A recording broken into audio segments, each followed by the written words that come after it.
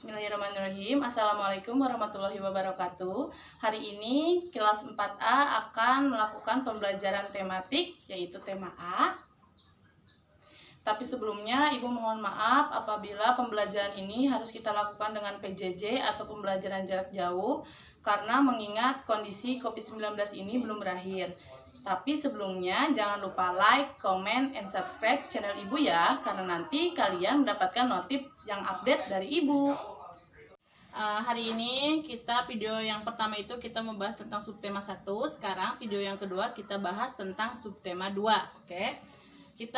Kalian lihat nanti buka halaman 49, di situ ada bermain dan belajar bersama. Nanti silahkan kalian baca ya, itu tentang permainan tradisional yang bermain engklek ya. Bermain engklek, kalau kalian pernah bermain engklek berarti kalian pasti sudah tahu ya. Di situ nanti di halaman 50 ada gagasan pokok dan pendukung, silahkan nanti kalian isi juga. Kalau kalian punya waktu luang silahkan isi, daripada nonton HP atau pegang-pegang HP atau main-main di HP, mending kerjakan nih halaman 50 ya. Oke. Nah, di sini Ibu akan membahas halaman 52, yaitu panca indera ya. Panca indera itu apa aja sih? Ada apa aja sih? Ada mata, telinga, lidah, kulit, dan apalagi hidung. Nah, hari ini Ibu akan membahas tentang bagian-bagian telinga. Telinga itu indera apa sih? Indera pendengar, yaitu mendengar apa? Bunyi ya. Oke, video yang kemarin itu kita membahas tentang bunyinya. Sekarang inderanya, yaitu telinga. Yang pertama, di telinga itu ada 3 bagian. Ada telinga bagian luar, telinga bagian tengah, dan telinga bagian dalam. Kalau telinga bagian luar apa aja, Bu? Ada daun telinga dan gendangnya, daun telinga dan lubangnya. Ada daun telinga dan lubangnya ya, karena Ibu berhijab jadi tidak kelihatan telinganya. Oke, yang kedua ada telinga bagian tengah. Telinga bagian tengah itu ada apa aja, Bu? Di sini ada tulang martil ya, tulang landasan, dan sanggurdi. Kalian nanti bisa baca di halaman 52. Di situ ada ya, kalau bagian tengah itu ada tulang martil, landasan, dan sanggurdi. Yang ketiga yaitu telinga bagian dalam. Telinga bagian dalam ada apa aja, Bu? Ada 3 saluran setengah lingkaran dan rumah siput ya. Rumah siput itu mengubah getaran menjadi sinyal pendengaran. Jadi dari sini getaran dirubah sama rumah siput itu menjadi apa? Menjadi sinyal pendengaran di rumah siput. Oke. Ada cara kerja telinga itu tadi, bagian-bagian telinga ya. Ada telinga bagian luar, telinga bagian dalam, dan telinga bagian tengah. Oke, ada 3. Sekarang cara kerja telinganya bagaimana, Bu? Cara kerjanya yaitu bunyi merambat di udara ditangkap oleh daun telinga ya. Ditangkap oleh daun telinga, kemudian masuk ke dalam lubang. Di sini ada lubangnya ya. Nah, itu lubangnya. Kemudian masuk ke lubangnya yang disebut saluran pendengaran ini ya. Tuh, getaran bunyi. Oke, kemudian mengenai gendang telinga. Mana gendang telinganya? Ini nih yang bulat ya, tuh. Gendang telinga. Ya, kemudian masuk lagi makin pegang dan telinga ikut bergetar. Getaran itu diteruskan melalui tulang martil. Nih. Kan di sini ada tulang martil. Nah, di sini ada tulang martil, terus tulang landasan dan tulang sanggurdi ya di sini. Kemudian sampai ke rumah siput. Selanjutnya mengubah getaran menjadi sinyal pendengaran. Tadi Ibu sudah bahas, rumah siput itu merubah getaran menjadi sinyal pendengaran, oke? Sinyal pendengaran akan diterima oleh saraf pendengar lalu merangsang saraf ke otak. Akhirnya nanti bunyi yang kita dengar itu sampai ya di otak, itu nanti dirangsang lagi, kemudian bunyi yang kita dengar sesuai dengan apa yang bunyi sesuai dengan bunyi yang kita dengar juga. Oke, yang ketiga itu ada gangguan pada telinga. Gangguan pada telinga itu ada 2, yaitu otosklerosis. Oke, kalian nanti bisa baca, kalau Ibu belibet nih bibirnya, kalian nanti bisa baca di halaman 53. Ada otosklerosis dan otitis ya. Otosklerosis adalah kelainan pada tulang pendengaran bagian tengah. Berarti ada gangguan di sebelah sini ya, bagian telinga bagian tengah. Kalau otitis yaitu infeksi pada telinga bagian tengah, penyebabnya kuman sehingga berbentuk nanah dan rongga telinga. Ya Allah, amit-amit ya. Dan di sini juga gangguannya kebanyakan ada di telinga bagian tengah ya. Kalau misalkan otitis itu yang ada pembengkakan, ada nanah di dalam, ada infeksi, jadi ada nanahnya. Nah, itu masuknya otitis ya. Oke, nanti kalian kalau misalkan ada gejala-gejala seperti itu nggak enak di telinga, silakan nanti kalian ke dokter. Bagaimana nih ke THT ya? Ini dokter, saya misalkan sakit telinga. Nanti sama dokternya diperiksa, kalau kelihatan nanti penyakitnya ada di mana.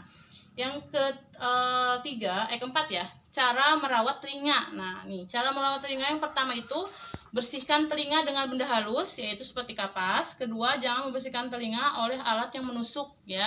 Kayak apa ya namanya itu jarum pentol apa bukan jarum apa ya? Nah, itu jangan sampai yang besi-besi itu nggak boleh masuk ke telinga ya, harus yang halus seperti kapas. Ketiga, jangan mencoba memasukkan benda ke telinga ya. Misalkan kalian iseng-iseng bawa beras masukin ke telinga, nanti ternyata berasnya nggak keluar lagi. Nah, jangan sampai iseng untuk ke telinga, yaitu sensitif banget.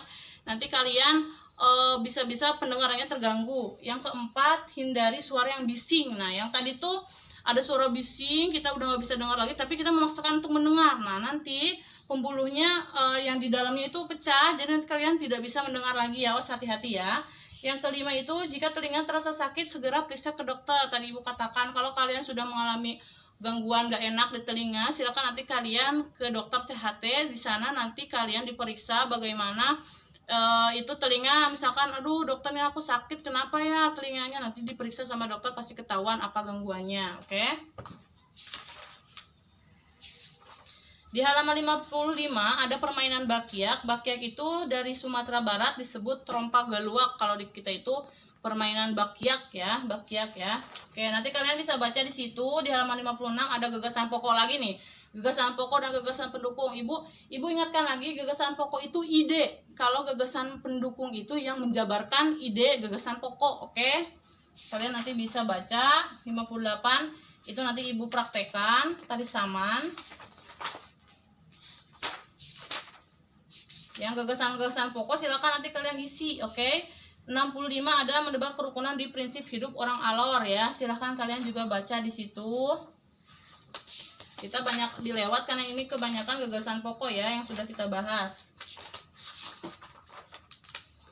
Nah, oke, halaman 74 kita loncat langsung ke halaman 74. Itu ada toleransi. Apa sih toleransi itu?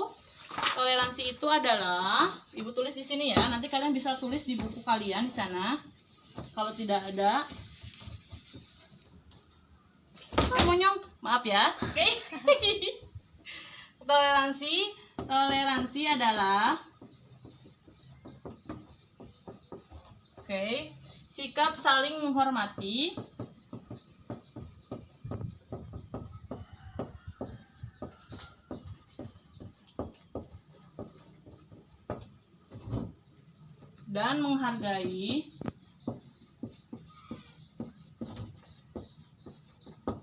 dan menghargai antar kelompok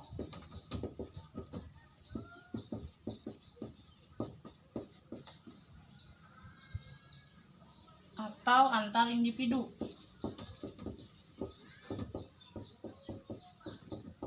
Oke, ya. Toleransi adalah sikap saling menghormati dan menghargai antar kelompok atau antar individu. Jadi kalau kalian itu beragama beda, kalian harus bertoleransi. Apa bertoleransi itu? Saling menghormati agama yang lain. Jadi misalkan kalau kalian orang Islam, nanti ada teman kalian orang Kristen atau orang Buddha, kalian harus saling toleransi, tidak boleh saling menjatuhkan ya. Kalian harus saling menghormati. Jangan sampai nanti wah si etama ini keluarganya ini beda sama kalian, tidak boleh saling menjatuhkan. Kata Ibu harus bertoleransi atau menghormati agama yang lain. Oke. Nanti kalian silahkan tulis di buku kalian. Kalau di buku paket tidak ada, silahkan tulis nanti di atasnya. Toleransi adalah sikap saling menghormati dan menghargai antar kelompok atau antar individu. Oke, halaman 76. Di situ ada membahas tentang ringkasan. Ringkasan itu apa sih, Bu? Suatu cara yang efektif untuk menyajikan teks yang panjang dalam bentuk bacaan yang pendek. Intinya ringkasan itu suatu cara yang efektif untuk meringkas atau memperpendek bacaan ya, dengan tetapi dengan lengkap ya. Jadi hanya inti-intinya saja ya, itu namanya ringkasan. Kita menulis inti-intinya saja dalam satu paragraf misalkan. Oke. Caranya yang pertama apa, Bu? Satu, caranya itu membaca teks yang asli. Membaca teksnya dulu ya, teks asli.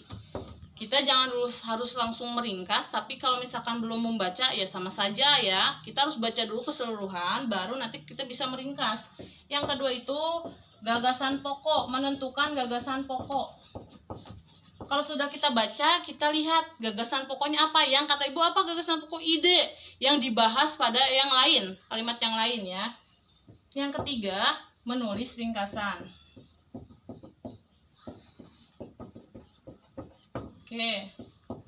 Kalau kalian sudah membaca teksnya, terus gagasan pokoknya sudah dapat, yang ketiga itu baru kita menulis rangkuman atau ringkasan, ringkasan. Ringkasannya apa? Itu ringkasan itu kalian harus menulis inti-intinya saja, yang penting-pentingnya saja, agar nanti tetap lengkap ya. Oke? Itu membuat ringkasan. Ringkasan itu adalah cara efektif menyajikan teks yang panjang dalam bentuk bacaan yang pendek tetapi lengkap. Oke, alhamdulillah subtema 2 sudah selesai. Mudah-mudahan kalian bisa memahami. Kalau misalkan kurang paham, silakan kalian buka lagi subtema 2-nya. Terus yang tadi kata Ibu suruh dikerjakan, silakan kalau ada waktu luang silakan kalian kerjakan. Nanti kalau misalkan tidak mengerti, boleh nanti bertanya sama Ibu ya. Oke, cukup sekian pembelajaran dari Ibu. Mohon maaf apabila ada kesalahan. Assalamualaikum warahmatullahi wabarakatuh.